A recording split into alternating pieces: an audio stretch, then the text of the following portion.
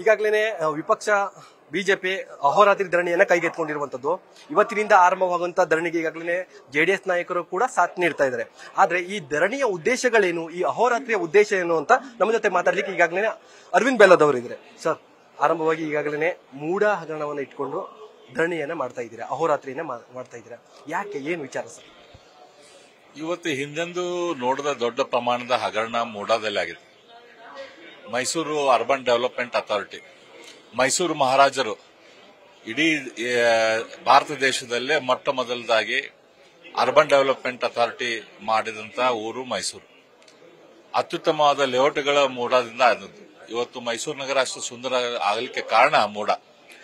ಅಂತ ಮೂಡಾದಲ್ಲಿ ಇವತ್ತು ಹಿಂದೆಂದೂ ಕಾಣದಂತ ದೊಡ್ಡ ಪ್ರಮಾಣದ ಸುಮಾರು 4,000 ಕೋಟಿ ದೊಡ್ಡ ಪ್ರಮಾಣದ ಭ್ರಷ್ಟಾಚಾರ ಆಗಿದೆ ಅಂತ ಹೇಳಿ ಎಲ್ಲ ಕಡೆನೂ ಇನ್ಫಾರ್ಮೇಶನ್ ಬರ್ತಾ ಇದೆ, ಡಾಕ್ಯುಮೆಂಟ್ಸ್ ಇದೆ, ಅದ್ರ ಬಗ್ಗೆ ಇನ್ಫಾರ್ಮೇಶನ್ ಜನ ಮಾತಾಡ್ತಾ ಇದ್ದಾರೆ.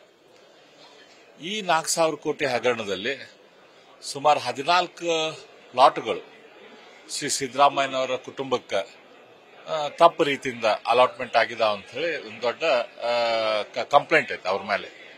ಅದಕ್ಕಾದಂತ ಡಾಕ್ಯುಮೆಂಟ್ಸ್ಗಳು ಕೂಡ ಇದ್ದಿದ್ದಾವೆ. ಅಂತ ಸಂದರ್ಭದಲ್ಲಿ ರಾಜ್ಯದ ಮುಖ್ಯಮಂತ್ರಿ ಆಗಿ ಸಿದ್ದರಾಮಯ್ಯನವರು ಹೇಳಿದ್ದು, chief minister is a custodian of state ಅಂತ, ಸ್ಟೇಟ್ ಎಕ್ಸ್ ಕಾಫರ್ಸ್ ಅಂತ. ಈಗ ಅವರು ರಾಜ್ಯದ ಜನರಿಗೆ ಅದ್ರ ಬಗ್ಗೆ ಉತ್ತರ ಕೊಡಬೇಕು, ರಾಜ್ಯದ ಜನರಿಗೆ ಸ್ಪಷ್ಟನೆ ಕೊಡಬೇಕು.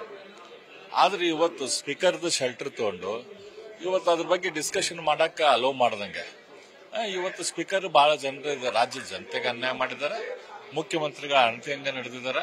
ಅವ್ರು ಇವತ್ತು ನಮ್ಮ ವಿಧಾನಸಭೆ ಅಧ್ಯಕ್ಷರಾಗಿ ಬಿಹೇವ್ ಮಾಡೋದು ಬದಲಿ ಅವರು ಕರ್ನಾಟಕ ಪ್ರದೇಶ ಕಾಂಗ್ರೆಸ್ ಕಮಿಟಿಯ ಅಧ್ಯಕ್ಷರಾಗಿ ಬಿಹೇವ್ ಮಾಡಿದ್ದಾರೆ ಇವತ್ತು.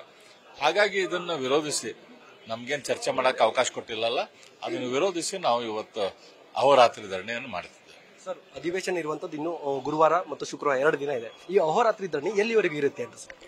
ಅಹೋರಾತ್ರಿ ಧರಣಿ ಇವತ್ತು ರಾತ್ರಿ ಮಾಡ್ತಿದ್ದೇವೆ. ನಾಳೆ ಮೋಸ್ಟ್ಲಿ ಸ್ಪೀಕರ್ ಮನಸ್ಸು ಏನಾದ್ರು ಚೇಂಜ್ ಮಾಡಿ ಡಿಸ್ಕಷನ್ಗೆ ಅಲೋ ಮಾಡಿದರೆ ನಾಳೆ ಮತ್ತೆ ಅದನ್ನ ಡಿಸ್ಕಷನ್ ದಲ್ಲಿ ಪಾರ್ಟ್ ತೆಗೆದುಕೊಳ್ತೇವೆ. ಏನು ಹಗರಣ ಆಗಿದೆ ಅದ್ರ ಬಗ್ಗೆ ರಾಜ್ಯದ ಜನರ ಮುಂದೆ ತೆಗೆದಿಡ್ತೇವೆ.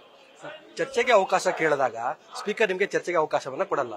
ಇದರ ಹಿನ್ನೆಲೆ ಏನು ಅನ್ಸುತ್ತೆ? ಯಾಕಂದ್ರೆ ಸ್ಪೀಕರ್ ಕೂಡ ಅವ್ರ ಪರವಾಗಿ ಇದ್ದಾರೆ ಅಂತನಾ, ಅಥವಾ ತಪ್ಪುಗಳನ್ನ ಚರ್ಚೆ ಮಾಡಬಾರ್ದು ಅಂತಾನೆ? ಹೀಗೆ ಸಂಪೂರ್ಣವಾಗಿ ಸ್ಪೀಕರ್ ಅವ್ರ ಪರವಾಗಿ ಇದ್ದಾರೆ.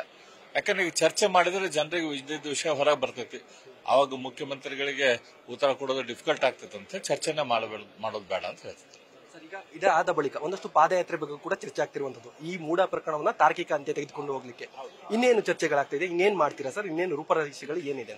ಈ ಹಗರಣದ ಬಗ್ಗೆ ಜನರ ಮುಂದೆ ನಾವು ತೆಗೆದುಕೊಂಡು ಬರುವಂತ ಪ್ರಯತ್ನ ಮಾಡ್ತೇವೆ ಎಲ್ಲ ರೀತಿಯಿಂದ. ಅದರಲ್ಲಿ ಪಾದಯಾತ್ರೆ ಇರುವುದು ಅಥವಾ ಬೇರೆ ರೀತಿಯ ವಿಷಯಗಳಿರ್ಬೋದು, ಅವನ್ನೆಲ್ಲ ಮಾಡ್ತೇವೆ. ಇವಿಷ್ಟು ಬಿಜೆಪಿ ನಾಯಕರಾದಂತಹ ಅರವಿಂದ್ ಬೆಲ್ಲದವರ ಮಾತಾಗಿತ್ತು. ಕ್ಯಾಮರಾಮನ್ ಪವನ್ ಜೊತೆ Ganapati, news first Bengaluru. News first ನಿರ್ಭೀತಿಯಿಂದ ನಿಮ್ಮ ಪರವಾಗಿ.